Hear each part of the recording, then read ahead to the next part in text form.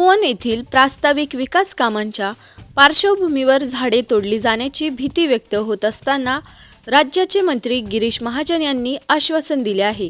त्यांनी स्पष्ट केले की तपोवन परिसरातील एकही झाड तोडले जाणार नाही। विकास कामे राबवताना पर्यावरणाचा समतोल राखला जाईल आणि नाशिककरांच्या भावनांचा आदर केला जाईल, असे त्यांनी नमूद केले। झाडे वाचविण्यासाठी पर्यायी मार्गांचा विचार केला जाईल, अशी ग्वाही महाजन यांनी यावेळी दिली। ती सगळी जुनी झाडं आणि वटवृक्ष मोठी झाडं आहेत, ती अशाच्या बुंदे झाडं आहेत। आता काय करतात, लोकांना जागा दिसते की जाऊन तिथे झाडं लावतात, वृक्ष पण तिथे करतायत। पण आता मला सांगा, जर तुम्ही 10-10 वर्षांनी तिथे, आता मागच्या वेळेला आता आपण जेवढी टेंट लावली तेवढी टेंटाला लावायचे आहेत, जेवढी जागा मागच्या वेळेला मोकळी होती, मग या 7-8 वर्षामध्ये ती झाडं लागलेली आहेत। मला वाटतं अन्य ठिकाणी भरपूर जागा आहेत। आता साधुग्रामच्या ठिकाणी आपल्याला माहिती आहे की या ठिकाणी त्यांचा निवास असतो। आता ते तुम्ही सगळी झाडं लावून टाकली तर त्यांनी राहायचं कुठे? आणि त्याचं एक वेगळं महात्म्य आहे। आपले तुम्ही धार्मिक भावना लोकांची समजून घ्या। आता ठीक आहे, आपण म्हणतायत त्याच्याबद्दल कोणाच्या मनात वादच नाही की झाड तुटताच कामा नाही, पण मागच्या वर्षी 12 वर्षापूर्वी मागच्या कुंभमेळ्याला जी व्यवस्था होती तेवढी तर करू की नाही आपण?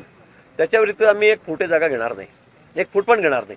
पण मग मध्ये जी मग झाडं उगवलेली आहेत, रोपटी उगवलेली आहेत, काही लागलीच झाडं, ती आम्ही सगळी खालूनच काढू, मुळासहित काढू आणि त्यांना दुसऱ्या ठिकाणी आम्ही लावून देऊ। एकही झाड तुटता कामा नये। मंडपासाठी त्या कुठे तुम्ही वृक्ष तोडतायत, झाडं तोडतायत, असं होणार नाही।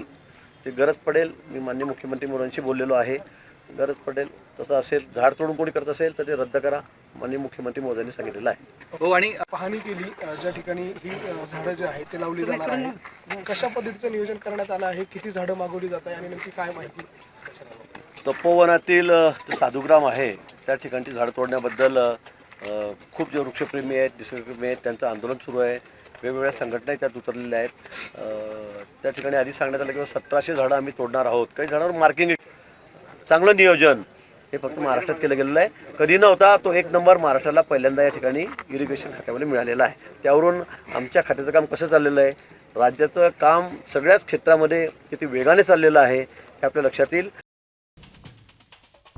या निर्णयामुळे तपोवनातील झाडे वाचविण्यासाठी आवाज उठवणाऱ्या पर्यावरण प्रेमींना आणि स्थानिक नागरिकांना मोठा दिलासा मिळाला आहे।